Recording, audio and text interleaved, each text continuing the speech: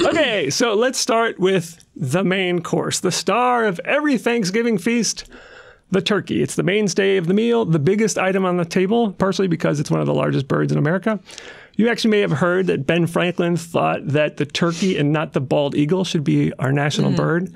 Turns out that it's not necessarily true, but he did write in a letter that the eagle has a bad moral character and that the turkey, in comparison, is a, quote, a much more respectable bird. Well, I guess an eagle is an eagle a scavenger? Or they're yes, that was part of his point. He wrote that, quote, the turkey is a much more respectable bird and withal a true original native of America.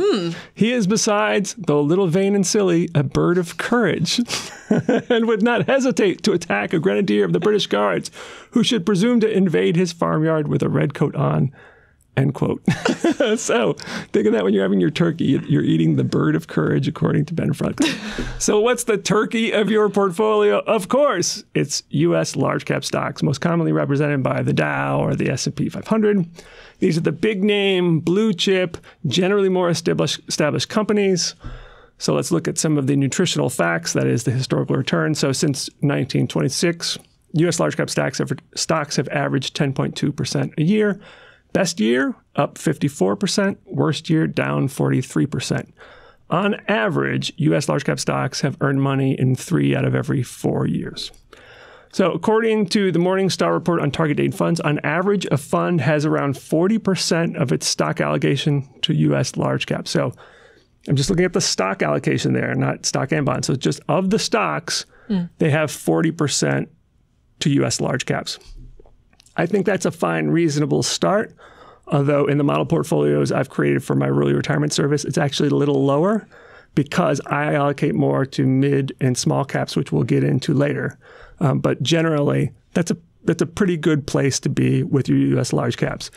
If you're more aggressive, you go smaller. If you are maybe closer to retirement or in retirement, those portfolios tend to have more large caps because historically large caps are less volatile. Also, they're more likely to be paying dividends. I have thought that it'll be interesting to know going forward how much less volatile large caps will be compared to mid and small caps and even international, because when you look at the top 10 companies in the S&P 500 now, you're looking at Apple, Amazon, Facebook, Alphabet, formerly of Google.